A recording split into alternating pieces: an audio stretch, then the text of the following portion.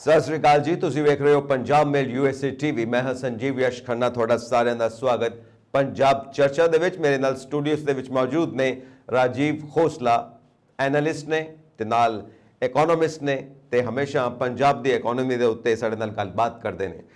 How are you sir? ਮਿਹਰਬਾਨੀ ਹੈ ਜੀ, परमात्मा ਦੀ ਪੂਰੀ ਉਮੀਦ ਹੈ ਕਿ ਸਾਡੇ ਦਰਸ਼ਕ ਵੀ ਬਹੁਤ ਅੱਛੇ ਹੋਣਗੇ। ਖੰਨਾ ਸਾਹਿਬ, ਤੁਹਾਡਾ ਬਹੁਤ ਸ਼ੁਕਰੀਆ ਮੈਨੂੰ ਆਪਣੇ ਵਿਚਾਰ ਰੱਖਣ ਦਾ ਮੌਕਾ ਦਿੱਤਾ ਤੁਸੀਂ ਇਸ ਪਲੇਟਫਾਰਮ ਤੇ। Thank you very much sir. Punjab the economy ਕਿਉਂਕਿ ਇਸ ਵਕਤ ਨਵੀਂ ਸਰਕਾਰ ਬਣੀ ਹੈ ਤੇ ਸਾਰਿਆਂ ਦੀ ਚਰਚਾ ਇਹੀ ਹੈ ਕਿ ਇਕਨੋਮੀ ਦਾ ਬਣੂਗਾ ਤੇ ਕੀ ਬਣੂਗਾ, ਕਿਉਂਕਿ ਖਜ਼ਾਨਾ ਖਾਲੀ ਅਸੀਂ ਅਕਸਰ ਸੁਣਦੇ ਹਾਂ।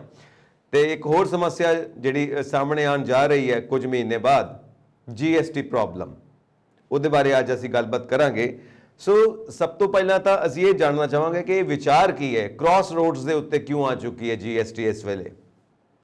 ਸਰ, ਜਿਹੜੀ GST ਹੈ ਨਾ ਜੀ, ਜਦੋਂ ਇਹ ਸ਼ੁਰੂਆਤ ਹੋਈ, ਜੇ ਆਪਾਂ ਇਤਿਹਾਸ ਦੇ ਵਿੱਚ ਇਹਦੇ ਦੇਖਦੇ ਹਾਂ, ਪਿਛਲੇ 5 ਸਾਲ ਦਾ ਇਤਿਹਾਸ ਦੇਖਦੇ ਹਾਂ, ਤਾਂ GST 1 ਜੁਲਾਈ 2017 ਤੋਂ ਜਦੋਂ ਸ਼ੁਰੂਆਤ ਹੋਈ ਹੈ, ਇਹ ਬੜਾ ਇੱਕ ਵੇਸਟੀ ਡਿਸੀਜਨ ਸੀ।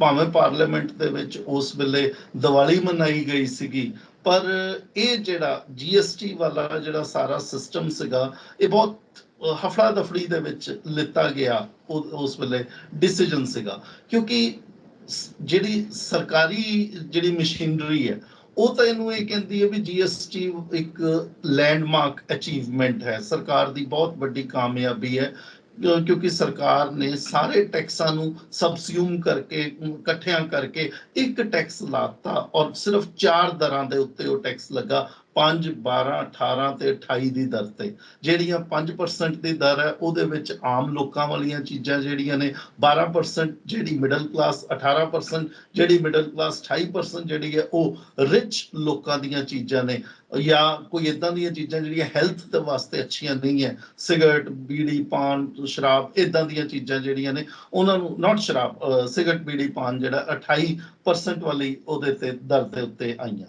ਪਰ ਇਹਦੇ ਨਾਲ ਹੋਇਆ ਕੀ ਕਿ ਜਿਹੜੀਆਂ ਸੂਬਾਈ ਸਰਕਾਰਾਂ ਸੀਗੀਆਂ, ਉਸ ਤੋਂ ਪਹਿਲਾਂ 2017 ਤੋਂ ਪਹਿਲਾਂ ਸਾਰੀਆਂ ਸੂਬਾਈ ਸਰਕਾਰਾਂ ਆਪਣੇ ਆਪ ਕਦੇ ਚੁੰਗੀ ਲਾਉਂਦੀਆਂ ਸੀ, ਆਕਟਰਾਏ, ਕਸਟਮਸ, ਜਿਹੜੀ ਸੇਲ ਟੈਕਸ, ਐਕਸਾਈਜ਼ ਡਿਊਟੀ, ਇਹ ਆਪਣੀ ਦਰ ਤੇ ਲਾਉਂਦੀਆਂ ਸੀ। ਤਾਮਿਲਨਾਡੂ ਕਿਸੇ ਹੋਰ ਰੇਟ ਤੇ ਲਾਉਂਦੀ ਸੀ, ਪੰਜਾਬ ਕਿਸੇ ਹੋਰ ਰੇਟ ਤੇ ਲਾਉਂਦੀ, ਕੇਰਲਾ ਦੇ ਵਿੱਚ ਕਿਸੇ ਰੇਟ ਤੇ ਲੱਗਦਾ ਸੀ, ਹਰਿਆਣਾ ਦੇ ਵਿੱਚ ਕਿਸੇ ਹੋਰ ਰੇਟ ਤੇ ਲੱਗਦਾ ਸੀ।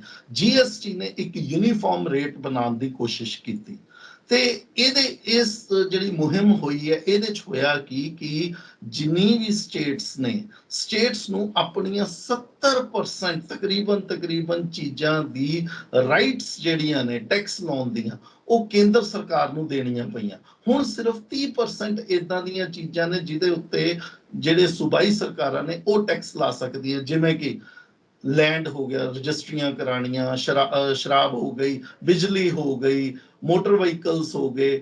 ਇਹ ਚੀਜ਼ਾਂ ਨੇ ਜਿਹੜੀਆਂ ਸਟੇਟ ਦੇ ਹੱਕ ਦੇ ਵਿੱਚ ਆਉਂਦੀਆਂ ਨੇ। ਜੇ ਬਾਕੀ ਸਾਰੀਆਂ ਜਿਹੜੀਆਂ ਚੀਜ਼ਾਂ ਨੇ, ਉਹ 70% ਚੀਜ਼ਾਂ ਸੈਂਟਰ ਗਵਰਨਮੈਂਟ ਦੇ ਹੱਥ 'ਚ ਚਲੀਆਂ ਗਈਆਂ। ਤਾਂ ਕਿਤੇ ਨਾ ਕਿਤੇ ਸਟੇਟਸ ਨੇ ਆਪਣੀਆਂ ਜਿਹੜੀਆਂ ਇਕਨੋਮਿਕ ਰਾਈਟਸ ਸੀਗੀਆਂ ਟੈਕਸ ਲਾਉਣ ਦੀਆਂ, ਉਹ ਸਰੈਂਡਰ ਕੀਤੀਆਂ ਨੇ, ਉਹ ਸੈਂਟਰ ਗਵਰਨਮੈਂਟ ਨੂੰ ਦੇ ਦਿੱਤੀਆਂ। ਸੈਂਟਰ ਗਵਰਨਮੈਂਟ ਨੇ ਇਹਦੇ ਬਦਲੇ, ਉਸ ਵੇਲੇ ਅਰੁਣ ਜੇਟਲੀ ਜੀ ਸੀਗੇ ਫਾਈਨਾਂਸ ਮਿਨਿਸਟਰ, ਉਹਨਾਂ ਨੇ ਕਿਹਾ, ਕਿਉਂਕਿ ਸਟੇਟਸ ਨੂੰ ਇੱਕ ਖਦਸ਼ਾ ਸੀਗਾ ਕਿ ਹੋ ਸਕਦਾ ਆਉਣ ਵਾਲੇ ਕੁਝ ਸਾਲਾਂ ਦੇ ਵਿੱਚ ਜੇ GST ਜਾਂ ਟੈਕਸ ਦੇ ਨਾਲ, ਕਿਉਂਕਿ ਸਟੇਟਸ ਦੇ ਖਜ਼ਾਨੇ ਖਾਲੀ ਰਹਿ ਸਕਦੇ ਨੇ, ਜਿਹੜੇ ਸਟੇਟਸ ਟੈਕਸ ਲਾ ਰਹੇ ਸੀ, ਹੁਣ ਸਾਰਾ ਕੁਝ ਉਹਨਾਂ ਨੇ ਸੈਂਟਰ ਗਵਰਨਮੈਂਟ ਨੂੰ ਦੇ ਦਿੱਤਾ, ਤਾਂ ਸਟੇਟਸ ਦੇ ਖਜ਼ਾਨੇ ਖਾਲੀ ਰਹਿ ਸਕਦੇ। 30% ਜਿਹੜਾ ਹੈ ਉਹ ਸਾਰਾ ਕੰਮ ਨਹੀਂ ਕਰ ਸਕਦਾ, ਟੈਕਸ ਜਿਹੜਾ 100% ਉਹਨੂੰ ਕਾਮਯਾਬ ਨਹੀਂ ਕਰ ਸਕਦਾ। ਤਾਂ ਉਸ ਵੇਲੇ ਇੱਕ ਫਾਰਮੂਲਾ ਲੱਭਿਆ ਗਿਆ, ਉਸ ਫਾਰਮੂਲੇ ਦੇ ਹਿਸਾਬ ਦੇ ਨਾਲ ਇਹ ਕਿਹਾ ਗਿਆ ਕਿ ਜਿਹੜੀਆਂ ਸੂਬਾਈ ਸਰਕਾਰਾਂ ਨੇ, ਇਹਨਾਂ ਨੂੰ 14% ਦੇ ਉੱਤੇ, 14% ਰੇਟ ਦੇ ਉੱਤੇ ਹਰ ਸਾਲ 2015-16 ਦੇ ਪ੍ਰਾਈਸਿਸ ਦੇ ਉੱਤੇ ਵੀ ਹਰ ਸਾਲ 14% ਦੀ ਦਰ ਦੇ ਉੱਤੇ ਇਹਨਾਂ ਨੂੰ ਕੰਪਨਸੇਟ ਕੀਤਾ ਜਾਏਗਾ, ਜਿੰਨਾ ਇਹਨਾਂ ਦਾ ਘੱਟ ਹੈ। ਜੇ ਇੱਕ ਸਟੇਟ 1 ਲੱਖ ਕਰੋੜ ਰੁਪਈਆ ਲੈਂਦੀ ਸੀ, ਮੰਨ ਲਈਏ ਆਪਾਂ, ਜਾਂ 1000 ਕਰੋੜ ਰੁਪਈਆ ਉਹਨੂੰ ਕੁੱਲ ਮਿਲਾ ਕੇ ਆਉਂਦਾ ਸੀ, ਤਾਂ ਹੁਣ ਆ ਰਿਹਾ ਸਟੇਟ ਨੂੰ 700 ਕਰੋੜ। 300 ਕਰੋੜ ਦਾ ਜਿਹੜਾ ਸਟੇਟ ਨੂੰ ਘਾਟਾ ਪਿਆ ਉਸ ਵੇਲੇ ਜੇਟਲੀ ਸਾਹਿਬ ਉਹਨਾਂ ਨੇ ਇਹ ਸਟੇਟ ਦੇ ਫਾਈਨਾਂਸ ਮਿਨਿਸਟਰਸ ਔਰ ਚੀਫ ਮਿਨਿਸਟਰਸ ਦੀ ਬੈਠਕ ਕਰਕੇ ਇਹ ਐਗਰੀਮੈਂਟ ਕੀਤਾ ਕਿ 14% ਦੀ ਦਰ ਤੇ ਆ ਜਿਹੜਾ 300 ਕਰੋੜ ਰੁਪਏ ਦਾ ਘਾਟਾ ਇਹਨੂੰ ਪੂਰਾ ਕੀਤਾ ਜਾਏਗਾ ਜੀ ਤਾਂ ਇਸ ਤਰੀਕੇ ਦੇ ਨਾਲ ਇੱਕ ਕੰਪਰੋਮਾਈਜ਼ਿੰਗ ਫਾਰਮੂਲਾ ਉਸ ਵੇਲੇ ਬਣਿਆ ਸੀ। ਪਰ ਹੋਇਆ ਕੀ ਹੈ, ਜਿਹੜੀ ਹੁਣ ਤੁਸੀਂ ਗੱਲ ਕੀਤੀ ਹੈ ਵੀ states GST on the cross roads, ਇਹ ਕ੍ਰਾਸ ਰੋਡਸ ਤੇ ਕਿਉਂ ਆਇਆ, ਦੋ ਰਸਤੇ ਦੇ ਚ ਕਿਉਂ ਆ ਰਹੇ ਨੇ, ਕਿਉਂ ਸੈਂਟਰ ਆਪਣੀ ਡਫਲੀ ਵਜਾ ਰਹੀ ਹੈ ਤਾਂ ਜਿਹੜੀਆਂ ਸੂਬਾਈ ਸਰਕਾਰਾਂ ਨੇ ਉਹ ਕੁਝ ਹੋਰ ਗੱਲ ਕਹਿ ਰਹੀਆਂ ਨੇ। ਤੁਸੀਂ ਕੁਝ ਕਹਿਣਾ ਚਾਹੁੰਦੇ ਹੋ ਸਰ? ਮੈਂ ਇਹੀ ਮੈਂ ਤੁਹਾਨੂੰ ਪੁੱਛ ਰਿਹਾ ਕਿ ਜਿਹੜੀ ਇਹ ਪ੍ਰੋਬਲਮ ਹੈ ਸਟੇਟ ਗਵਰਨਮੈਂਟ ਦੇ ਵਿੱਚ ਤੇ ਸੈਂਟਰਲ ਗਵਰਨਮੈਂਟ ਦੇ ਵਿੱਚ ਜਿਹੜੀ ਇਹ ਪ੍ਰੋਬਲਮ ਕ੍ਰੀਏਟ ਹੋ ਰਹੀ ਹੈ, ਇਹਦੇ ਬਾਰੇ ਐਕਸਪਲੇਨ ਕਰੋ ਸਾਨੂੰ। ਇਹ ਜਿਹੜੀ ਸਮੱਸਿਆ ਹੈ ਇਹ 2020 ਤੋਂ ਬਾਅਦ ਆਣੀ ਸ਼ੁਰੂ ਹੋਈ ਹੈ, ਜਦੋਂ ਹਿੰਦੁਸਤਾਨ ਦੇ ਵਿੱਚ ਕਰੋਨਾ ਦੇ ਕਾਰਨ ਲਾਕਡਾਊਨ ਲੱਗੇ। ਲਾਕਡਾਊਨ ਦਾ ਅਸਰ ਜਿਹੜਾ ਹੈ, ਜਿਹੜੀ ਤਾਲਾਬੰਦੀ ਹੋਈ, ਉਸ ਤੋਂ ਬਾਅਦ ਇੱਕ ਤਾਂ ਸੈਂਟਰ ਗਵਰਨਮੈਂਟ ਨੇ ਕੀਤੀ, ਮੋਦੀ ਸਾਹਿਬ ਨੇ ਜਦੋਂ ਅਪ੍ਰੈਲ ਦੇ ਵਿੱਚ ਜਾਂ ਮਾਰਚ 2022 ਦੇ ਲਾਗੇ ਜਿਹੜੀ ਕੀਤੀ ਸੀ 2020 ਦੇ ਵਿੱਚ। ਉਸ ਤੋਂ ਬਾਅਦ ਜਿਹੜੀਆਂ ਸੈਕਿੰਡ ਵੇਵ ਆਈ ਤਾਂ ਉਹਦੇ ਵਿੱਚ ਜਿਹੜੀਆਂ ਸਟੇਟਸ ਨੇ ਉਹਨਾਂ ਨੇ ਪਾਰਸ਼ੀਅਲ ਲਾਕਡਾਊਨ ਰੱਖੇ। ਉਹਨਾਂ ਨੇ ਆਪਣੇ ਕਿਸੇ ਨੇ ਕਿਹਾ ਵੀ ਅਸੀਂ ਨਹੀਂ ਚੱਲਣ ਦੇਵਾਂਗੇ, ਫੈਕਟਰੀਆਂ ਚੱਲਣਗੀਆਂ, ਅੱਧੀਆਂ ਚੱਲਣਗੀਆਂ ਐਂਡ ਸੋ ਔਨ।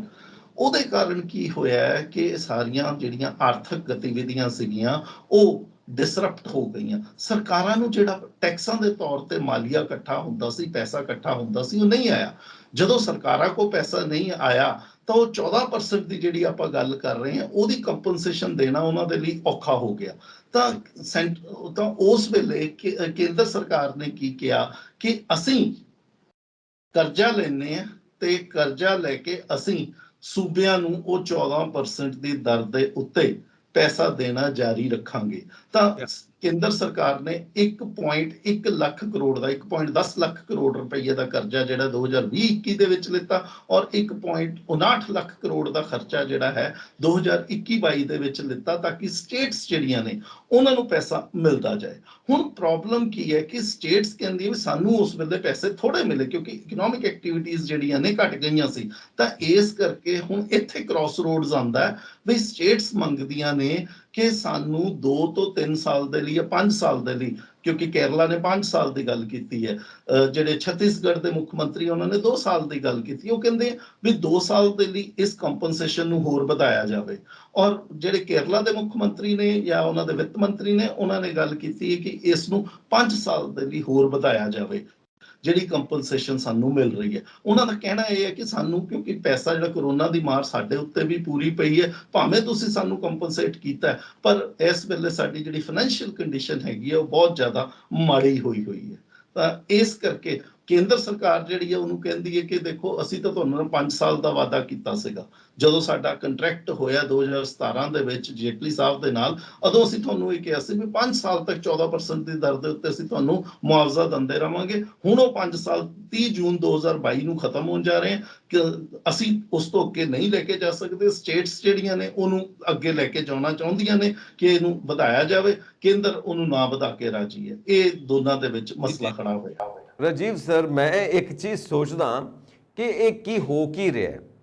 ਮਤਲਬ ਮੈਂ 5 ਸਾਲ ਵਾਸਤੇ ਕਿਹਾ ਸੀ, ਇਸ ਕਰਕੇ ਉਸ ਤੋਂ ਬਾਅਦ ਤੁਹਾਨੂੰ ਨਹੀਂ ਦੇ ਸਕਦੇ ਅਸੀਂ ਇਹ ਸਹੂਲਤ। ਇਹ ਕੀ ਹੋ ਰਿਹਾ? ਮਤਲਬ ਜਦੋਂ ਜ਼ਰੂਰਤ ਹੈ ਤਾਂ ਕਿਉਂ ਨਹੀਂ ਦੇ ਸਕਦੇ ਹੋ? ਇਹ ਕੋਈ ਕਹਿ ਦਿੱਤਾ ਸੀ, ਇਹ ਠੀਕ ਹੈ, ਰੂਲ ਠੀਕ ਹੈ, ਪਰ ਰੂਲ ਇਨਸਾਨਾਂ ਵਾਸਤੇ ਹੁੰਦੇ ਨੇ, ਇਨਸਾਨ ਰੂਲਸ ਵਾਸਤੇ ਥੋੜਾ ਹੁੰਦੇ ਨੇ। ਜਦੋਂ ਤੁਹਾਨੂੰ ਪਤਾ ਹੈ ਤੁਹਾਡੀ ਸਟੇਟਸ ਦੀ ਹਾਲਤ ਠੀਕ ਨਹੀਂ ਹੈ, ਸਟੇਟਸ ਦੇ ਵਿੱਚ ਜਿਹੜੇ ਲੋਕ ਰਹਿੰਦੇ ਨੇ ਉਹਨਾਂ ਦੀ ਜਾਨਾਂ ਦੀ ਕੀਮਤ ਹੈ ਕਿ ਨਹੀਂ ਹੈ, ਉਹਨਾਂ ਦੀ ਜਾਨਾਂ ਨੂੰ ਸਾਹਮਣੇ ਰੱਖਦੇ ਹੋ ਕਿ ਨਹੀਂ ਰੱਖਦੇ ਹੋ। ਠੀਕ ਹੈ, ਤੁਸੀਂ ਇੱਕ ਵਾਰੀ ਇਹ ਡਿਸਾਈਡ ਕੀਤਾ ਕਿ 5 ਸਾਲ ਵਾਸਤੇ ਦੇਵਾਂਗੇ ਅਸੀਂ ਤੁਹਾਡੇ ਨਾਲ ਇਹ ਬੈਨੀਫਿਟ ਤੁਹਾਨੂੰ ਦੇਵਾਂਗੇ, ਪਰ ਉਸ ਤੋਂ ਬਾਅਦ ਜਿਹੜੀਆਂ ਸਟੇਟਸ ਨੂੰ ਲੋੜ ਹੈ ਤੇ ਉੱਤੇ ਕਿਉਂ ਨਾ ਦਿੱਤਾ ਜਾਵੇ? ਇਹਦੇ ਕੀ ਕੋਈ ਰੀਜ਼ਨ ਥੋੜਾ ਕਿ 5 ਸਾਲ ਬਾਅਦ ਅਸੀਂ ਹੱਥ ਖੜੇ ਕਰ ਦੇਵਾਂਗੇ ਕਿ ਜੂਨ 2022 ਤੋਂ ਬਾਅਦ, ਤੇ ਜੂਨ 2022 ਤੋਂ ਬਾਅਦ ਜਿੱਥੇ ਲੋੜ ਹੈ ਤੇ ਉਹ ਕਿੱਥੇ ਜਾਣ? ਉਹਨਾਂ ਨੇ ਸੈਂਟਰ ਕੋਲ ਹੀ ਆਣਾ ਨੇ, ਸਾਰੀਆਂ ਸਟੇਟਸ ਨੇ। ਤੇ ਸਾਰੀਆਂ ਸਟੇਟਸ ਮਿਲ ਕੇ ਯੂਨਾਈਟਿਡਲੀ क्यों नहीं कोई लेटर या कोई नहीं कोई एप्लीकेशन, कोई रिक्वेस्ट क्यों नहीं भेजते सेंट्रल गवर्नमेंट कोल, क्यों नहीं मिलते प्रेजिडेंट ऑफ इंडिया नूं कि सानू लोड़ है ते साडी हेल्प की जाए? क्योंकि ये स्टेट्स भारत दियां ही ने, सेंट्रल गवर्नमेंट दियां ही ने, कितों बाहरों तो आ नहीं गईयां। ਤੁਹਾਡੀ ਗੱਲ ਬਿਲਕੁਲ ਵਾਜਬ ਹੈ ਜੀ। ਸਟੇਟ ਗਵਰਨਮੈਂਟਸ ਜਿਹੜੀਆਂ ਖਾਸ ਕਰਕੇ ਜਿਹੜੀਆਂ ਨਾਨ BJP ਰੂਲਡ ਸਟੇਟਸ ਨੇ, ਸੀਐਮ ਜਿਹੜੇ ਭੁਪੇਸ਼ ਬਘੇਲ ਨੇ ਛੱਤੀਸਗੜ੍ਹ ਦੇ, ਉਹਨਾਂ ਨੇ ਪਿਛਲੇ ਹਫਤੇ ਦੇ ਵਿੱਚ ਇੱਕ ਚਿੱਠੀ ਲਿਖੀ ਹੈ। ਉਹਨਾਂ ਨੇ 17 ਚੀਫ ਮਿਨਿਸਟਰਸ ਨੂੰ ਇਹ ਚਿੱਠੀ ਲਿਖੀ ਹੈ ਕਿ ਉਹ ਜੀਐਸਟੀ ਕਾਉਂਸਲ ਦੀ ਮੀਟਿੰਗ ਜਿਹੜੀ 15 ਤਰੀਕ ਤੋਂ ਬਾਅਦ, ਮੈਨੂੰ ਲੱਗਦਾ ਤੀਸਰੇ ਹਫਤੇ ਦੇ ਵਿੱਚ ਇਸ ਵੇਲੇ ਹੋਣੀ ਮੁਕਰਰ ਹੋਈ ਹੈ, ਤੇ ਉਸ ਮੀਟਿੰਗ ਦੇ ਵਿੱਚ ਉਹ ਸਾਰੇ ਇਸ ਚੀਜ਼ ਨੂੰ, ਕੰਪਨਸੇਸ਼ਨ ਨੂੰ ਅੱਗੇ ਲੈ ਕੇ ਜਾਣ ਦੀ ਮੰਗ ਕਰਨ। ਵੀ ਜੇ ਕੰਪਨਸੇਸ਼ਨ ਅੱਗੇ ਨਹੀਂ ਜਾਏਗੀ ਤਾਂ ਜਿਹੜੀਆਂ ਸਟੇਟਸ ਨੇ ਉਹ ਲੋਕਾਂ ਦੇ ਪ੍ਰਤੀ ਆਪਣੇ ਜਿਹੜੇ ਨਿਰਵਾਹ ਨੇ, ਆਪਣੇ ਜਿਹੜੇ ਕੰਮ ਨੇ, ਜਿਹੜੀ ਲੋਕ ਪੱਖੀ ਕੰਮ ਨੇ, ਉਹ ਨਹੀਂ ਅੰਜਾਮ ਦੇ ਸਕਣਗੀਆਂ। ਤਾਂ ਠੀਕ ਹੈ, ਉਹਨਾਂ ਦਾ ਆਪਣਾ ਮਤ ਹੈ, ਉਹਨਾਂ ਨੇ ਇਹ ਕਿਹਾ। ਕੇਰਲਾ ਦੇ ਮੁੱਖ ਮੰਤਰੀ ਜਿਹੜੇ ਨੇ, ਉਹਨਾਂ ਨੇ ਆਪਣੀ ਗੱਲ ਕੀਤੀ ਕਿ 2 ਨਹੀਂ, ਇਹ 5 ਸਾਲ ਦੇ ਲਈ ਹੋਣੀ ਚਾਹੀਦੀ ਹੈ। ਪੰਜਾਬ ਦੇ ਮੁੱਖ ਮੰਤਰੀ ਭਗਵੰਤ ਮਾਨ ਜੀ ਗਏ ਸੀਗੇ, ਇਹਨਾਂ ਦਾ ਹਾਲਾਂਕਿ ਜੀਐਸਟੀ ਦੇ ਨਾਲ ਡਾਇਰੈਕਟਲੀ ਇਹਨਾਂ ਦਾ ਰਾਸਤਾ ਘੱਟ ਸੀ, ਲੇਕਿਨ ਇਹਨਾਂ ਨੇ ਆਪਾਂ ਗੱਲ ਕੀਤੀ ਸੀ ਵੀ 1 ਲੱਖ ਕਰੋੜ ਰੁਪਏ 2 ਸਾਲ ਦੇ ਲਈ ਇਹਨਾਂ ਨੇ ਉੱਥੋਂ ਸਪੈਸ਼ਲ ਪੈਕੇਜ ਦੀ ਮੰਗ ਕੀਤੀ ਹੈ। the problem is, Khanna Sahib, problem ਇਹ ਹੈ ਕਿ ਕਰੋਨਾ ਦੇ ਕਾਰਨ ਸਾਰੀਆਂ ਇਕਨੋਮਿਕ ਐਕਟੀਵਿਟੀਜ਼ ਜਿਹੜੀਆਂ ਨੇ ਉਹ ਬੰਦ ਹੋਈਆਂ ਸਨ, ਤੇ ਉਹ ਹਜੇ ਰਿਕਵਰ ਨਹੀਂ ਹੋ ਰਹੀਆਂ। ਜਦੋਂ ਰਿਕਵਰ ਹੋ ਰਹੀਆਂ ਸੀ, ਇਹਨਾਂ ਨੂੰ ਰਸ਼ੀਆ ਤੇ ਯੂਕਰੇਨ ਦੀ ਮਾਰ ਪੈ ਗਈ, ਲੜਾਈ ਦੀ। ਹੁਣ ਤੁਸੀਂ ਇਹ ਦੇਖੋ ਵੀ ਰਸ਼ੀਆ ਯੂਕਰੇਨ ਦੇ ਕਾਰਨ ਹਰ ਪਾਸੇ ਮਹਿੰਗਾਈ ਹੋ ਰਹੀ ਹੈ, ਠੀਕ ਹੈ। ਹੁਣ ਪ੍ਰੋਬਲਮ ਇਹ ਹੈ ਵੀ 14% ਦੀ ਦਰ ਦੇ ਉੱਤੇ ਤਾਂ ਮੈਨੂੰ, ਜੇ ਮੈਂ ਰੈਸ਼ਨਲੀ ਸੋਚਾਂ, ਲੌਜੀਕਲੀ ਸੋਚਾਂ, ਤਾਂ ਮੈਨੂੰ ਲੱਗਦਾ ਵੀ ਸ਼ਾਇਦ ਕੇਂਦਰ ਸਰਕਾਰ 14% ਦਾ ਮੁਆਵਜ਼ਾ ਅੱਗੇ 2 ਸਾਲ 5 ਸਾਲ ਨਹੀਂ ਦੇ ਸਕੇਗੀ, ਕਿਉਂਕਿ ਜਦੋਂ ਸਾਡੀ ਆਪਣੀ ਗਰੋਥ ਜਿਹੜੀ ਹੈ ਉਹ 7-8% ਤੇ ਆ ਰਹੀ ਹੈ। ਰੋਜ਼ ਅਸੀਂ ਦੇਖ ਰਹੇ ਹਾਂ ਵੀ ਕਦੇ ਇਕਰਾ ਨੇ, ਕਦੇ ਯੂਨਾਈਟਿਡ ਨੇਸ਼ਨਸ ਨੇ, ਕਦੇ ਮੋਰਗਨ ਸਟੈਨਲੇ ਨੇ, ਕਦੇ ਜਿਹੜੀ ਜੇਪੀ ਮੋਰਗਨ ਹੈ, ਇਹ ਜਿਹੜੀਆਂ ਏਜੰਸੀਜ਼ ਨੇ, ਈਵਨ ਆਰਬੀਆਈ, ਇਹ ਲਗਾਤਾਰ ਸਾਡੀ ਗਰੋਥ ਨੂੰ 2022-23 ਵਾਲੀ ਨੂੰ ਡਾਊਨਗ੍ਰੇਡ ਕਰ ਰਹੇ ਹੈ। ਜਦੋਂ ਅਸੀਂ 10% ਦੀ ਗਰੋਥ ਲਾ ਕੇ ਚੱਲੇ, 9 ਤੋਂ 10% ਦੀ ਗਰੋਥ ਤੋਂ ਚੱਲੇ ਸੀ, ਤੇ ਹੁਣ ਜਿਹੜੇ ਐਸਟੀਮੇਟਸ ਆ ਰਹੇ ਉਹ 7 ਤੋਂ 8% ਆ ਰਹੇ। ਸਾਡੀ ਗਰੋਥ ਜਿਹੜੀ ਹੈ ਡਾਊਨਗ੍ਰੇਡ ਹੋ ਰਹੀ ਹੈ, ਤੇ ਅਸੀਂ ਇਹਨਾਂ ਨੂੰ 14% ਦੇ ਉੱਤੇ ਮੁਆਵਜ਼ਾ ਦੇਣ ਦੇ ਹੱਕ ਦੇ ਵਿੱਚ, ਜਾਂ ਅਸੀਂ ਉਸ ਲੈਵਲ ਦੇ ਵਿੱਚ ਨਹੀਂ, ਉਸ ਪੱਧਰ ਤੇ ਅਸੀਂ ਇਹਨਾਂ ਨੂੰ, ਸਟੇਟਸ ਨੂੰ 14% ਦੇ ਉੱਤੇ ਨਹੀਂ ਮੁਆਵਜ਼ਾ ਦੇ ਸਕਾਂਗੇ। ਇਹ ਮੈਨੂੰ ਰੈਸ਼ਨਲੀ ਲੱਗਦਾ। ਲੇਕਿਨ ਸਟੇਟਸ ਜਿਹੜੀਆਂ ਨੇ ਇਸ ਵੇਲੇ, ਤੁਹਾਡਾ ਪ੍ਰਸ਼ਨ ਠੀਕ ਹੈ ਵੀ ਸੂਬਿਆਂ ਨੂੰ ਇਸ ਵੇਲੇ ਕਿਤੇ ਨਾ ਕਿਤੇ ਸਰਕਾਰ ਦੇ ਨਾਲ ਬਹਿ ਕੇ ਗੱਲਬਾਤ ਕਰਨੀ ਚਾਹੀਦੀ ਹੈ, ਵੀ ਇਦਾਂ ਨਾ ਹੋਵੇ ਵੀ ਆਮ ਲੋਕਾਂ ਨੂੰ ਇਸ ਚੀਜ਼ ਦਾ ਨੁਕਸਾਨ ਭਰਨਾ ਪਏ। ਬਿਲਕੁਲ ਸਹੀ ਗੱਲ ਹੈ। ਹੁਣ ਇੱਕ ਪੁਆਇੰਟ ਤੇ ਆਪਾਂ ਆਉਂਦੇ ਆ, ਮੰਨ ਲਓ ਸੈਂਟਰਲ ਗਵਰਨਮੈਂਟ ਨਹੀਂ ਮੰਨਦੀ, ਤਾਂ ਸਟੇਟ ਗਵਰਨਮੈਂਟਸ ਦੇ ਉੱਤੇ ਕੀ ਇਫੈਕਟ ਪਏਗਾ? ਜੋ ਸਟੇਟਸ ਦੇ ਵਿੱਚ ਰਹਿਣ ਵਾਲੇ ਲੋਕ ਨੇ ਉਹਨਾਂ ਦੇ ਉੱਤੇ ਕੀ ਇਫੈਕਟ ਪਏਗਾ ਪੰਜਾਬ ਦੇ ਪੁਆਇੰਟ ਆਫ ਵਿਊ ਤੋਂ? ਕਿਉਂਕਿ ਕਿਸੇ ਵੀ ਪੁਆਇੰਟ ਆਫ ਵਿਊ ਤੋਂ ਲੈ ਲਓ, ਗੱਲ ਤਾਂ ਸਟੇਟ ਦੀ ਹੋ ਰਹੀ ਹੈ ਤੇ ਸੈਂਟਰ ਤੇ ਸਟੇਟ ਦੇ ਰਿਲੇਸ਼ਨਸ ਦੀ ਹੋ ਰਹੀ ਹੈ। ਅਗਰ ਨਹੀਂ ਮੰਨਦੀ central government, then state government ਦੇ ਉੱਤੇ ਕੀ ਅਸਰ ਪਏਗਾ ਇਹਦਾ? ਤਾਂ ਸਟੇਟ ਗਵਰਨਮੈਂਟ ਦੇ ਉੱਤੇ ਤਾਂ ਜਿਹੜਾ ਅਸਰ ਪਏਗਾ, ਲੋਕਾਂ ਦੇ ਉੱਤੇ ਬਹੁਤ ਮਾੜਾ ਪ੍ਰਭਾਵ ਪੈਣ ਜਾ ਰਿਹਾ। ਉਹ ਕਿਸ ਤਰ੍ਹਾਂ, ਮੈਂ ਆਪਣੀ ਗੱਲ ਸਾਂਝੀ ਕਰਦਾ ਜੀ ਤੁਹਾਡੇ ਨਾਲ। ਹੋਏਗਾ ਕਿ ਇੱਥੋਂ ਦੀ ਹੁਣ ਜਿਹੜੀ ਪ੍ਰੋਪੋਜੀਸ਼ਨ ਬਣ ਰਹੀ ਹੈ ਉਹ ਇਹ ਹੈ ਕਿ ਸਟੇਟਸ, ਜੇ ਦੋਨੋਂ, ਜਿਹੜੀ ਸੈਂਟਰ ਦੀ ਔਰ ਸਟੇਟ ਦੀ ਜਿਹੜੀ ਮਸ਼ੀਨਰੀਜ਼ ਹੈ, ਇਹ ਅੜ ਜਾਂਦੀਆਂ। ਸਟੇਟਸ ਕਹਿੰਦੀ ਇਹਨੂੰ ਵਧਾਓ ਕੰਪਨਸੇਸ਼ਨ ਨੂੰ, ਸੈਂਟਰ ਕਹਿੰਦੀ ਹੈ ਨਾ ਵਧਾਓ। ਹੁਣ ਅਲਟੀਮੇਟਲੀ ਇਹਦਾ ਰੈਜ਼ੋਲੂਸ਼ਨ ਕੀ ਹੋਏਗਾ? ਸਟੇਟਸ ਕੀ ਕਹਿਣਗੀਆਂ? ਅੱਜ ਨਹੀਂ ਤਾਂ ਕੱਲ ਕੋਈ ਵੀ ਜਿਹੜੇ ਚੀਫ ਮਿਨਿਸਟਰਸ ਨੇ ਜਾਂ ਫਾਈਨਾਂਸ ਮਿਨਿਸਟਰਸ ਨੇ ਸਟੇਟਸ ਦੇ, ਉਹ ਕਹਿਣਗੇ ਕਿ ਠੀਕ ਹੈ, ਫਿਰ ਜੇ ਤੁਸੀਂ ਸਾਨੂੰ ਪੈਸਾ ਨਹੀਂ ਦੇ ਸਕਦੇ, ਇਦਾਂ ਕਰੋ, ਜੀਐਸਟੀ ਦੀ ਦਰਾਂ ਵਧਾ ਦਿਓ। ਜਿਹੜੀ ਜੀਐਸਟੀ ਦੀ ਦਰ 5, 12, 18, 28 ਦੀ ਹੈ, ਉਹ ਪੋਸੀਬਿਲਿਟੀ ਇਹ ਬਣ ਰਹੀ ਹੈ, ਕਿਉਂਕਿ ਕਈ ਅਖਬਾਰਾਂ ਨੇ ਇਸ ਚੀਜ਼ ਨੂੰ ਚੱਕਿਆ ਵੀ 5 ਤੋਂ 8% ਤੱਕ ਜਾ ਸਕਦੀ ਹੈ। ਜਿਹੜੀ ਦਰ ਇਸ ਵੇਲੇ 5% ਵਾਲੀ ਹੈ, ਜਿਹੜੀਆਂ ਚੀਜ਼ਾਂ ਤੇ ਇਸ ਵੇਲੇ 5% ਦੀ ਦਰ ਦੇ ਨਾਲ ਵਿਆਜ ਟੈਕਸ ਲੱਗਦਾ, ਉਹ ਦਰ ਜਿਹੜੀ ਹੈ 5 ਤੋਂ 8 ਤੇ ਜਾ ਸਕਦੀ ਹੈ। ਸਿਮਿਲਰਲੀ 12 ਵਾਲੀ ਜਿਹੜੀ ਦਰ ਹੈ, 12% ਜਿਸ ਤੇ ਟੈਕਸ ਲੱਗਦਾ, ਉਹ 18 ਦੇ ਨਾਲ ਮਰਜ ਹੋ ਸਕਦੀ। ਯਾਨੀ ਸਾਡੇ ਕੋਲ 3 ਦਰਾਂ ਬਣੀਆਂ, 8, 18 ਤੇ 28। ਕਿਉਂਕਿ ਸਟੇਟਸ ਚਾਹੁਣਗੀਆਂ ਵੀ ਟੈਕਸ ਜਿਹੜਾ ਉੱਤੇ ਕੀਤਾ ਜਾਏ ਤਾਂ ਕਿ ਸਟੇਟਸ ਨੂੰ ਪੈਸਾ ਮਿਲੇ। ਹੌਲੀ ਹੌਲੀ ਅਸੀਂ ਦੇਖ ਰਹੇ ਹਾਂ ਵੀ ਕਰਜ਼ਾ ਵੀ ਮਹਿੰਗਾ ਹੁੰਦਾ ਜਾ ਰਿਹਾ, ਤਾਂ ਸਟੇਟਸ ਜੇ ਲੋਨ ਲੈਣ ਵੀ ਗਈਆਂ ਤਾਂ ਸਟੇਟਸ ਦੇ ਲਈ ਲੋਨ ਲੈਣਾ, ਕਰਜ਼ਾ ਲੈਣਾ ਵੀ ਵਿਆਜ ਵੱਧ ਤੇ ਮਿਲੇਗਾ, ਤਾਂ ਸਟੇਟਸ ਤਾਂ ਹਰ ਪਾਸਿਓਂ ਮਾਰੀਆਂ ਜਾਣਗੀਆਂ। ਇੱਕ ਪਾਸੇ ਸਟੇਟਸ ਜਿਹੜੀਆਂ ਨੇ ਵੀ ਜੀਐਸਟੀ ਦਾ ਪੂਰਾ ਪੈਸਾ ਨਹੀਂ ਮਿਲ ਰਿਹਾ, ਕੰਪਨਸੇਸ਼ਨ ਨਹੀਂ ਆਣੀ, ਉਹਦੇ ਕਰਕੇ ਮਾਰੀ ਜਾਣਗੀਆਂ। ਦੂਜੇ ਪਾਸੇ ਜੇ ਸਟੇਟਸ ਬੋਰੋ ਕਰਨ ਜਾਣਗੀਆਂ, ਉੱਥੇ ਵੀ ਵਿਆਜ ਵੱਧ ਤੇ ਮਿਲੇਗਾ, ਤਾਂ ਵੀ ਸਟੇਟ ਮਾਰੀ ਜਾਏਗੀ। ਤੇ ਇਸ ਕਰਕੇ ਸਟੇਟਸ ਜਿਹੜੀਆਂ ਨੇ ਇਹ ਚਾਹਣਗੀਆਂ ਕਿ ਇਹ ਜਿਹੜਾ ਜੀਐਸਟੀ ਦੇ ਜਿਹੜੇ ਰੇਟਸ ਨੇ ਇਹਨਾਂ ਦੀ ਰਿਵੀਜ਼ਨ ਹੋਵੇ। ਜੇ ਜੀਐਸਟੀ ਦੇ ਰੇਟਸ ਦੀ ਰਿਵੀਜ਼ਨ ਹੋ ਜਾਂਦੀ ਹੈ ਉਹ ਬਹੁਤ ਹੀ ਘਾਤਕ ਹੋਏਗੀ। ਆਮ ਲੋਕਾਂ ਦੇ ਉੱਤੇ ਮਹਿੰਗਾਈ ਦਾ ਇੱਕ ਹੋਰ ਅਟੈਕ ਹੋਏਗਾ। ਅਸੀਂ ਦੇਖ ਰਹੇ ਹਾਂ ਆਲਰੇਡੀ ਹਵਾਈ ਜਹਾਜ਼ਾਂ ਦੇ ਇੰਧਨ ਦੀ ਮਹਿੰਗਾਈ ਹੋਈ ਹੈ, ਅਸੀਂ ਦੇਖ ਰਹੇ ਹਾਂ ਨੈਚੁਰਲ ਗੈਸ ਦੀ ਮਹਿੰਗਾਈ ਹੋਈ ਹੈ, ਪੈਟਰੋਲ ਡੀਜ਼ਲ ਦੀ ਮਹਿੰਗਾਈ ਚੱਲ ਰਹੀ ਹੈ, ਖਾਣੇ ਵਾਲੇ ਤੇਲ ਦੀ ਮਹਿੰਗਾਈ ਚੱਲ ਰਹੀ ਹੈ, ਕਾਰਾਂ ਦੀ, ਟੋਲ ਟੈਕਸ ਦੀ, ਹਰ ਚੀਜ਼ ਦੀ ਮਹਿੰਗਾਈ ਚੱਲ ਰਹੀ ਹੈ ਇਨਸੀਡੈਂਟਲੀ। ਔਰ ਇਹ ਜਿਹੜਾ ਹੈ ਇੱਕ ਮਹਿੰਗਾਈ ਦਾ ਹੋਰ ਅਟੈਕ ਲੋਕਾਂ ਦੇ ਉੱਤੇ ਆ ਸਕਦਾ ਹੈ। ਸੋ ਪੰਜਾਬ ਦੀ ਹਾਲਤ, ਪੰਜਾਬ ਦੇ ਖਜ਼ਾਨੇ ਦੀ ਹਾਲਤ ਮਾੜੀ ਹੈ। ਅਸੀਂ ਜਾਣਦੇ ਹਾਂ ਘਾਟੇ ਵਿੱਚ ਹਾਂ ਔਰ ਬਹੁਤ ਜ਼ਿਆਦਾ ਕਰਜ਼ਾ ਹੈ, ਬਹੁਤ ਜ਼ਿਆਦਾ ਵਿਆਜ ਦੇਣਾ ਪੈਂਦਾ, ਸਾਡੇ ਖਰਚੇ ਪੂਰੇ ਨਹੀਂ ਹੁੰਦੇ ਪਏ। ਸੋ ਪੰਜਾਬ ਦੇ ਕੰਟੈਕਸਟ ਵਿੱਚ ਦੱਸੋ ਕੀ ਫਿਊਚਰ ਦੇਖਦੇ ਹੋ ਪੰਜਾਬ ਦਾ ਜੇ ਸੈਂਟਰ ਗਵਰਨਮੈਂਟ ਵੱਲੋਂ ਹੈਲਪ ਨਹੀਂ ਮਿਲਦੀ? ਦੈਨ ਵਾਟ? ਪੰਜਾਬ ਦਾ ਫਿਊਚਰ ਵੀ ਇਸੇ ਤਰੀਕੇ ਦੇ ਨਾਲ ਮਾੜਾ ਹੈ। ਪੰਜਾਬ ਇੱਕ ਛੋਟੀ ਸਟੇਟ ਹੈ ਜਿੱਥੇ ਇੰਡਸਟਰੀਜ਼ ਨਹੀਂ ਹੈਗੀਆਂ। ਜਿਹੜੀਆਂ ਸਟੇਟਸ ਇੰਡਸਟਰੀ ਡਿਵੈਲਪਡ ਹੈ, ਜਿੱਦਾਂ ਅਸੀਂ ਮਹਾਰਾਸ਼ਟਰ ਦੀ ਗੱਲ ਕਰੀਏ, ਮਹਾਰਾਸ਼ਟਰ ਦੇ ਵਿੱਚ ਜ਼ਿਆਦਾ ਟੈਕਸ ਅਰਜਤ ਕਰਦੀ ਹੈ ਉੱਥੇ ਦੀ ਸਰਕਾਰ। ਪੰਜਾਬ ਦੇ ਵਿੱਚ ਟੈਕਸਸ ਜਿਹੜੇ ਨੇ ਘੱਟ ਹੈ। ਔਰ ਜਿਹੜੀ ਨਵੀਂ ਸਰਕਾਰ ਆਈ ਹੈ ਇਹ ਤਾਂ ਆਈ ਫ੍ਰੀਬੀਜ਼ ਦੇ ਸਿਰ ਤੇ ਹੈ ਵੀ ਅਸੀਂ ਬਿਜਲੀ ਦੇ ਟੈਕਸ, ਬਿਜਲੀ ਫ੍ਰੀ ਕਰ ਦਾਂਗੇ। ਅਸੀਂ ਜਦੋਂ ਕੇਜਰੀਵਾਲ ਜੀ ਦਾ ਬਿਆਨ ਦੇਖਦੇ ਹਾਂ, ਭਗਵੰਤ ਮਾਨ ਜੀ ਦਾ ਬਿਆਨ ਦੇਖਦੇ ਹਾਂ, ਉਹ ਕਹਿੰਦੇ ਵੀ ਅਸੀਂ ਜੀ ਨਵੇਂ ਟੈਕਸ ਨਹੀਂ ਲਾਵਾਂਗੇ ਬਿਜਲੀ ਦੇ ਉੱਤੇ, ਪਾਵਰ ਦੇ ਉੱਤੇ ਟੈਕਸ ਨਹੀਂ ਲੱਗੇਗਾ। ਇਹਦਾ ਮਤਲਬ ਕੀ ਹੈ ਵੀ ਸਟੇਟ ਦੀ ਜਿਹੜੀ ਇਕਨੋਮਿਕ ਹਾਲਤ ਹੈ ਉਹ ਹੋਰ ਖਸਤਾ ਰਹੇਗੀ। ਤੁਸੀਂ ਉਹਦੇ ਤੇ ਨਹੀਂ ਲਾਓਗੇ, ਤੁਸੀਂ ਕਿਸੇ ਹੋਰ ਚੀਜ਼ ਤੇ ਲਾ ਦੋਗੇ, ਤੁਸੀਂ ਗੱਡੀਆਂ ਤੇ ਲਾ ਦੋਗੇ, ਤੁਸੀਂ ਲੈਂਡ ਦੀ ਰਜਿਸਟਰੀ ਵਧਾ ਦੋਗੇ, ਤੁਸੀਂ ਟੋਲ ਟੈਕਸ ਵਧਾ ਦੋਗੇ, ਤਾਂ ਕਿਤੇ ਨਾ ਕਿਤੇ ਤਾਂ ਇਹ ਜਿਹੜਾ ਟ੍ਰਾਂਸਫਰ ਹੋਣਾ ਹੀ ਹੋਣਾ। ਲੋਕਾਂ ਨੂੰ ਆਪਣੀ ਪਿੱਠ ਮਜ਼ਬੂਤ ਕਰ ਲੈਣੀ ਚਾਹੀਦੀ ਹੈ। ਪੰਜਾਬੀਆਂ ਨੂੰ ਇਹ ਟੈਕਸ ਦੀ ਮਾਰ ਹੋਣੀ ਹੈ ਔਰ ਹੋਰ ਇਨਫਲੇਸ਼ਨ ਜਿਹੜੀ ਹੈ, ਪ੍ਰਾਈਸਿਸ ਜਿਹੜੇ ਨੇ ਵਧਣੇ ਆ ਹਰ ਚੀਜ਼। ਸੋ ਇਹਦਾ ਕੋਈ ਰਿਜ਼ਲਟ ਨਹੀਂ ਨਿਕਲੇਗਾ, ਕੋਈ ਆਊਟਕਮ ਨਹੀਂ ਹੈ, ਕੋਈ ਵੇ ਆਊਟ ਨਹੀਂ ਹੈ ਕਿ ਸੈਂਟਰ ਨੂੰ ਕਿੱਦਾਂ ਮਨਾਇਆ ਜਾਵੇ ਕਿ ਇਹ ਜਿਹੜੀ ਸਾਰੀ ਟਸਲ ਖੜੀ ਹੋ ਗਈ ਹੈ, ਪ੍ਰੋਬਲਮ ਖੜੀ ਹੋ ਗਈ ਹੈ, ਟਕਰਾਵ ਖੜਾ ਹੋ ਗਿਆ, ਇਹਨੂੰ ਖਤਮ ਕਰੋ ਤੇ ਸੈਂਟਰ ਹੈਲਪ ਕਰੇ ਪੰਜਾਬ ਦੀ, ਸੈਂਟਰ ਹੈਲਪ ਕਰੇ ਸਾਰੀਆਂ ਸਟੇਟਸ ਦੀ। ਇਹਦਾ ਕਿੱਦਾਂ ਆਪਾਂ ਰਸਤਾ ਕੱਢੀਏ, ਇਸ ਸਮੱਸਿਆ ਨੂੰ ਹੱਲ ਕਿਵੇਂ ਕਰਨਾ ਹੈ? ਦੇਖੋ ਜੀ, ਸੈਂਟਰ ਦਾ ਜਿਹੜਾ ਇਸ ਵੇਲੇ ਐਟੀਟਿਊਡ ਹੈ ਉਹ ਵੀ ਕੋਈ ਕਿਸੇ ਤਰੀਕੇ ਦੇ ਨਾਲ ਨਰਮ ਰੁਖ ਨਹੀਂ ਅਪਣਾ ਰਹੀ। ਸੈਂਟਰ ਕਹਿੰਦੀ ਹੈ ਵੀ ਅਸੀਂ ਪਹਿਲਾਂ 1.10 ਲੱਖ ਕਰੋੜ ਰੁਪਏ ਦਾ ਕਰਜ਼ਾ ਲੈ ਕੇ ਤੁਹਾਨੂੰ ਅਸੀਂ ਮੁਆਵਜ਼ਾ ਦਿੱਤਾ। ਉਸ ਤੋਂ ਬਾਅਦ 2021 ਆਇਆ, 21-22 ਦੇ ਵਿੱਚ 1,59,000 ਕਰੋੜ ਦਾ ਫਿਰ ਕਰਜ਼ਾ ਲਿੱਤਾ। ਹੁਣ ਜਿਹੜਾ ਬਜਟ ਆਇਆ 2022-23 ਦੇ ਵਿੱਚ ਅਸੀਂ ਫਿਰ ਤੁਹਾਨੂੰ 1 ਲੱਖ ਕਰੋੜ ਦੇ ਕਰਜ਼ੇ ਦੀ ਆਫਰ ਦਿੱਤੀ ਹੈ। ਠੀਕ, ਤਾਂ ਸੈਂਟਰ ਕਹੇਗਾ ਵੀ ਅਸੀਂ ਜਦੋਂ ਤੁਹਾਨੂੰ ਸਾਰੀ ਚੀਜ਼ ਨੂੰ ਮੁਹੱਈਆ ਕਰਵਾ ਰਹੇ ਹਾਂ ਫਿਰ ਤੁਸੀਂ ਸਾਡੇ ਕੋਲ ਹੋਰ ਕਿਸ ਤਰ੍ਹਾਂ ਮੰਗ ਸਕਦੇ ਹੋ। ਪਰ ਇੱਥੇ ਸਾਨੂੰ ਸਟੇਟਸ ਦੀ ਹਾਲਤ ਦੇ ਉੱਤੇ ਵੀ ਤਰਸ ਖਾਣਾ ਚਾਹੀਦਾ ਹੈ। ਸਾਨੂੰ ਸਮਝਣ ਦੀ ਲੋੜ ਹੈ ਵੀ ਸਟੇਟਸ ਦੀ ਹਾਲਤ ਜਿਹੜੀ ਹੈ ਸਾਰੀਆਂ ਦੀ ਉਹ ਕਰੋਨਾ ਦੇ ਕਾਰਨ ਬਹੁਤ ਜ਼ਿਆਦਾ ਫ੍ਰੇਜਾਈਲ ਹੋ ਚੁੱਕੀਆਂ ਨੇ, ਬਹੁਤ ਜ਼ਿਆਦਾ ਉਹ ਲਾਸਸ ਦੇ ਵਿੱਚ ਜਾ ਰਹੀਆਂ ਨੇ। ਤਾਂ ਇੱਥੇ ਦੋ ਰਸਤੇ ਬਣ ਸਕਦੇ ਆ ਜੀ, ਜੇ ਸਟੇਟਸ ਚਾਹਣ ਤਾਂ, ਔਰ ਸੈਂਟਰ ਜੇ ਕੁਝ ਕਿਸੇ ਤਰੀਕੇ ਦੀ ਨਰਮੀ ਦਿਖਾਉਂਦੀ ਹੈ ਤਾਂ। ਦੋ ਰਸਤਿਆਂ ਚ ਪਹਿਲਾ ਰਸਤਾ ਜਿਹੜਾ ਬਣ ਸਕਦਾ ਉਹ ਇਹ ਹੈ ਕਿ ਜਿਹੜਾ ਸੈਂਟਰ ਔਰ ਸਟੇਟ ਦੋਨੋਂ ਕੰਪਨਸੇਸ਼ਨ ਦੇ ਉੱਤੇ ਤਿਆਰ ਹੋ ਜਾਣ। ਵੀ ਸੈਂਟਰ ਕਹਿੰਦਾ ਕਿ ਮੈਂ ਕੰਪਨਸੇਸ਼ਨ ਦਊਂਗਾ ਔਰ ਉਹ ਕੰਪਨਸੇਸ਼ਨ ਜਿਹੜੀ ਹੈ, ਮੈਂ ਤੁਹਾਨੂੰ ਦੱਸਿਆ ਵੀ ਜੀਡੀਪੀ ਤਾਂ ਗਿਰ ਰਹੀ ਹੈ ਤਾਂ 14% ਦੀ ਦਰ ਤੇ ਤਾਂ ਨਹੀਂ ਹੋ ਸਕਦੀ, ਉਹਨੂੰ ਹੋ ਸਕਦਾ 8 ਤੇ 5% ਜਾਂ 6%, ਜਿਹੜੀ ਵੀ ਦਰ ਕੇਂਦਰ ਔਰ ਜਿਹੜੇ ਸੂਬਾਈ ਜਿਹੜੇ ਵਿੱਤ ਮੰਤਰੀ ਨੇ ਉਹ ਬੈਠ ਕੇ ਜਾਂ ਪਾਲਿਸੀ ਫਾਰਮੂਲੇਸ਼ਨ ਜਿਹੜੇ ਕਰਦੇ ਨੇ ਉਹ ਨਾਲ ਬੈਠ ਕੇ ਡਿਸਾਈਡ ਕਰਨ ਤਾਂ ਉਹ ਕੰਪਨਸੇਸ਼ਨ ਜਿਹੜੀ ਹੈ ਕੁਝ ਘੱਟ ਰੇਟ ਦੇ ਉੱਤੇ ਇਹਨਾਂ ਨੂੰ ਦਿੱਤੀ ਜਾ ਸਕਦੀ। ਇੱਕ ਰਸਤਾ ਤਾਂ ਇਹ ਬਣਦਾ। ਦੂਸਰਾ ਰਸਤਾ ਜਿਹੜਾ ਬਣਦਾ ਉਹ ਇਹ ਹੈ, ਜਿੱਦਾਂ ਕੈਨੇਡਾ ਦੀ ਜਦੋਂ ਅਸੀਂ ਗੱਲ ਕਰਦੇ ਤਾਂ ਕੈਨੇਡਾ ਦੇ ਵਿੱਚ ਜਿਹੜੇ ਪ੍ਰੋਵਿੰਸਸ ਨੇ ਉਹਨਾਂ ਨੂੰ ਆਟੋਨਮੀ ਦਿੱਤੀ ਹੋਈ ਹੈ ਕਿ ਉਹ ਆਪਣੇ ਟੈਕਸਸ ਆਪ ਲਾ ਲੈਣ।